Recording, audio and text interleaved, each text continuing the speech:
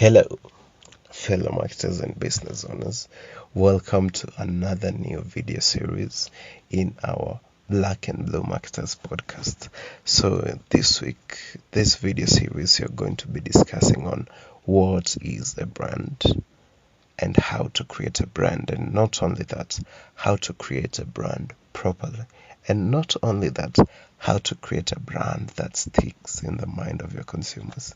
As they say, top in mind, top in the wallet. So this video series is really short but fun and very precise, and when we start discussing it, you're going to very quickly and affirmatively realize that you have been mistaking your brand for your brand asset. They are not similar that you would confuse the two, but misinformation has led you to confuse the brand asset for your brand, and that is what I wanted to correct. The goal I had in mind when creating this video series was I wanted this to be the last video you'll need to watch on what a brand is. So I have really simplified it. It's a 6-part video series. The first part, we're going to be discussing on what a brand is not, and how a brand sticks in the mind of your consumers. In the other 5-part video series, rather, I'm going to show you how to create a brand properly and how to use the knowledge to make it stick. Not just properly, you can create it properly, but it's forgotten after a few days. That is not the goal. The goal is to have a brand that is top of mind in the consumer's mind. So let's jump right in. So what is a brand? This is the simplest explanation of a brand you'll ever hear, but it's so powerful because it's so simple. So what is a brand? A brand is the mark left in the mind of the consumer when they experience your product, your service, your business. Can I repeat that? Let me repeat that. What is a brand? A brand is the mark left in the mind of the consumer when they experience your product, when they experience your service, when they experience your business. So a brand lingers in the mind of the consumer or your customer. A brand is not what you think is the brand. The customer determines what brand you are. You don't determine what brand you will be. You can only be a part of the decision that they will associate with your brand, but you cannot decide what the brand will be. You cannot decide how your customer views it, but you can influence how they will and how you want them to see you, your business, or your brand. So, what is not a brand? That's the other question. A brand is not your logo. A brand is not the colors of your business. A brand is not the fonts that you use to market your business. A brand is not how you package your products or your services. And a brand is not the customer service that you give to your clients or the experiences that they have when they come to your business. Those are not brands. People mistake these to be brands. These are not actually brands, but these are branding assets. Branding assets are used to make a brand, but the brand is the mark left in the mind of the consumer when they experience your product, when they experience your service, or when they experience your business. Now that we have explained in words what a brand is, let me even make it simpler for you to get the point that I'm trying to get across to you. Let's explain it visually. So, a brand, let's talk of cows in the Maasai land here in Kenya. So, in the past, in the previous days, in the olden days, during our grandpas, they each had cattle, and all these cattle would go to be herded in the same field. So boys from this area would go with cows. These are 100 cows from this family. These are 200 cows from that home. They would go as a group to feed the cattle as they search for pasture. So in the process of doing so, the cattle would get mixed. But how would they know which cattle belongs to this one and which cattle belongs to the other home? It was because of branding. And what was the brand? The brand was the mark left on the skin of each cattle that represented a certain household. Yeah. So this cow from this family may be Muley, and the other cow from the other family, which would be Pasaris. So the Pasaris cow would have a brand P. The Muley cows would have a brand M. So that is the brand. The branding asset was the iron that was used to place the P mark on the cow. The branding asset would be the branding iron that would be used to place the M mark on the Muley's cow. That branding asset is not the brand. The brand is that mark left on each of the cows. Yeah, I think that is so profound. So let's talk of a brand like a mobile service provider. In Kenya, there are 3 mobile service providers. We have Safaricom, we have Airtel, and we have Telkom. These are 3 mobile service providers providing the same product, mobile service. There are 3 brands offering the same service, but among the 3 in order of market share, Safaricom is the biggest. So it is the biggest brand, followed by Airtel, followed by Telkom. These are 3 brands offering the same service countrywide, but one brand has a bigger market share than the other. Why is this? Because of the brand, not because, if anything, Telkom was first to come before Safaricom and Airtel. It's just that it was rebranded, but we know Telkom was the first mobile service provider in Kenya. Then came Airtel. Then Safaricom is the last, but how comes they have the biggest market share? So let's talk of Safaricom as a brand. If me and you were told to describe in words what Safaricom brand is, I'm sure we'd come up with roughly the same answer concerning a brand. If I gave my explanation as Safaricom brand, Airtel brand, and Telkom brand, and you gave yours also, I'm sure we'd not be so far, because we have the same experience of brand. We are consumers of these mobile service providers. So what made me choose Safaricom above the 3 is also most likely what made you choose Safaricom above the 2 others. So Safaricom brand, if I were to describe it, it's a mobile service provider. Why I chose it? It's because it has the most reliable internet. It has the most reliable call service. If I was to go to Turkana or actually to the border of Uganda, I'd still use Safaricom without cutting off. Safaricom call service is so perfect. And also mobile money. If anything, that's the biggest thing that makes Safaricom the biggest market share of this. They have the most reliable mobile money among the 3. If I was to describe Airtel in relativity to Safaricom, it would come second, because they are not as fast, not as reliable, and not as big as Safaricom, but they have the second best internet. That is true. Their mobile money, it's good, but it has few people. So for me, it would also be a second option, as I think it would to you. And also their call service, we have experienced this. They do have out of service. Their call service goes out of service in some areas. Their boosters is not as quite many as Safaricom, so their call service is not as reliable. But when I have to describe Telkom, it's the least. It has fewer users in terms of market share. It has good internet, yes, but it's mobile money.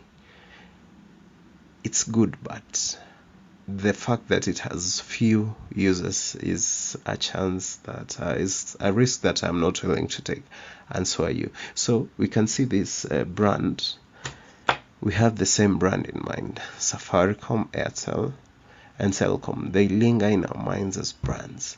So that is the brand. That is how I see Safaricom. They haven't particularly advertised themselves as that, but from experiencing the brand, that is the precipitate that is in my mind concerning what Safaricom brand is, concerning what Airtel brand is, concerning what Telcom brand is. That should be the most basic explanation to what a brand is. Now that you know what a brand is, how do we actually create a brand? You might have a real estate, you might have a makeup products that, or a makeup line that you want to launch as a brand. You might have a restaurant. All these are brands that we try to create. So how do you actually create it? First of all, a brand is actually created in the mind. It's more of a mind game than it is of a physicality.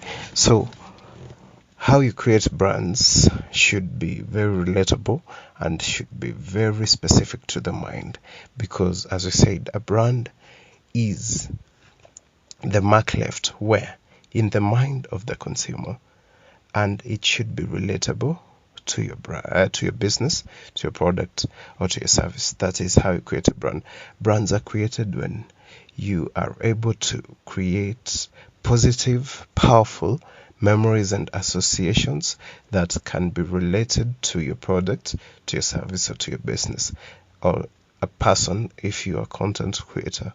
That's how you create brands. If you manage to tap into the mind of the consumer positively in a powerful way, and you create memories and associations in their minds, you have managed to create a brand in their minds. So that is how you create a brand. How do you create these powerful, positive memories and associations that can be related to your product, to your service, or to your business? There are 5 steps to do it. And yes, they're global and homogeneous. They cut across all industries because it's a 5-step process. How you create a real estate brand is the same way you create a restaurant brand. The process is the same. What will differ is actually the branding assets mostly, but the step-by-step process is the same. Let's talk about Coca-Cola Company. Coca-Cola Company is a brand of happiness. Coca-Cola Company is not a drink company. How do I know this? Every time you think of anything fun and has to do with eating, your first go-to would be any product from Coca-Cola Company. It might be Coke, it might be Sprite, it might be Fanta, but mostly our minds have been so geared up to relate to Coca-Cola Company as a brand of happiness. Nobody is sad and goes like, I want a Coca-Cola drink, I want a cold Coke. No, Coca-Cola is a brand of happiness. You see how powerful it is.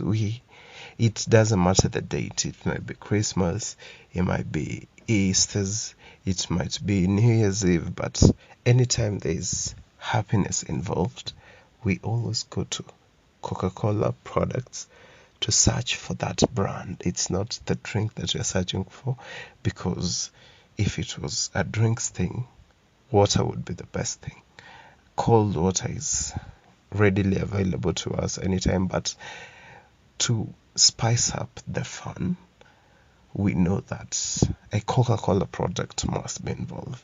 No one goes thinking, I want a Monster. Yeah, few people do, but globally, most of us would go for a Coca-Cola product. That's how you create brand. That is the mark left. From your childhood, you've known that any Coca-Cola product is linked to your happiness. Whenever you did something good, you were taken out by your parents, they bought you Coca-Cola after having something to grab. Whenever there was a celebration, there would be Coca-Cola products. There would be Coke, there would be Fanta, there would be Sprite present. So the brand is in your mind so much that not a single time when you're so sad you go like, oh, I want a cold Coke. I really need a cold Coke.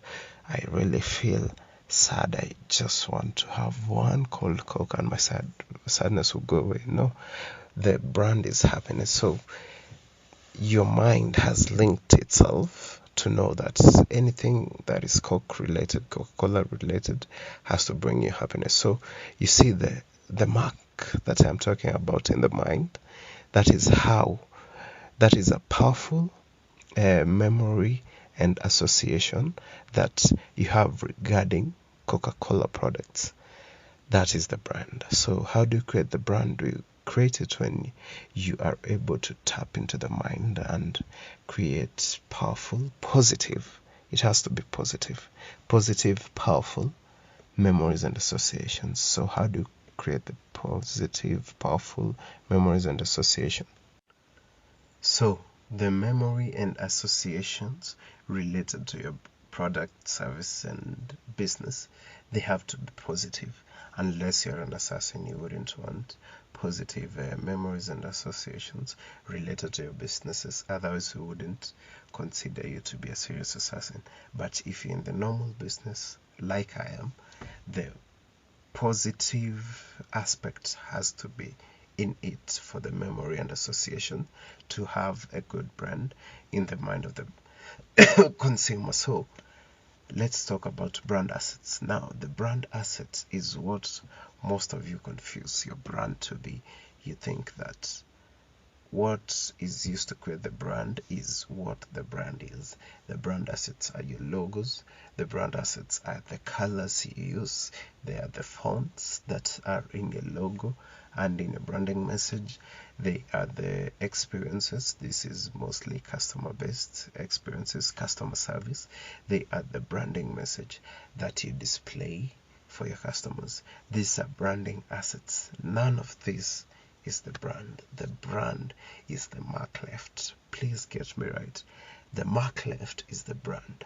The mark, what is used to make the mark, is the branding asset. So don't confuse the brand asset for the brand. I cannot emphasize this enough. The brand asset is not the brand. The brand asset is used in making the brand, but the brand asset is not the brand. And customers will not remember the brand asset. They will relate with it, but in their minds, the brand is not the brand assets. The brand assets, yes, are very crucial in making the brand, because without the brand assets, the customers wouldn't have anything to relate your business to. But the brand assets have made the link between your business and them possible. The brand asset is the medium. It's what is used to create the brand in the mind of the consumers. So don't confuse the brand assets. I'll say the brand assets are your logo. The brand assets are your fonts. They are your colors. They are the customer experience. And they are the branding message that you put out there. Actually, you don't need to create brand in such a bizarre way. So I see this in a lot of Kenyan property selling agencies in Kenya. They have really built their brands in a very bad way. Each video of advert is people trying to be funny.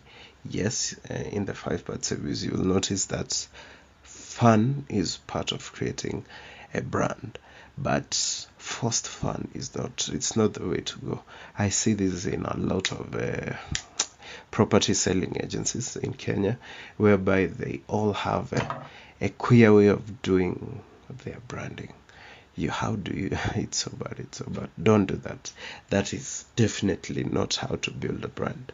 So you don't come out with a power so saying that it's a queer way. If you're selling property, there is a better way to do it. If you're selling makeup or a luxury brand, there's a better way to do it. There's the right way to do it, which is actually better. Yeah, so don't go copying what other businesses are doing. It's not working for them, by the way. So don't copy you better get the know-how of how to do it properly instead of copying the wrong thing. Most businesses are copycats. You do what the other business is doing. So if the other business fails, yours is also in the trench with them. So don't do that. There's a better way to sell property in the mind of the consumer. There's a proper way to build the brand as a real estate in the mind of the consumer, and there are a few ways to go about it, but I'm very sure how to not go about it is with a power saw. So in the next 5-part video series, we are going to be discussing on how to use the 5 steps to creating powerful, positive memories and associations relatable to your brand, to your product, to your business, to your service. How we are going to use these 5 steps to actually create a brand. It's actually just 5 steps, just 5 steps. I'm going to keep the videos short, so each step is going to take at least 5 minutes, so we can get a really clear way of how to do it, because it's your brand. You are supposed to create your brand, so I want you to create your brand. So this applies whether it's a food company, it's a real estate company, or it's just a personal brand.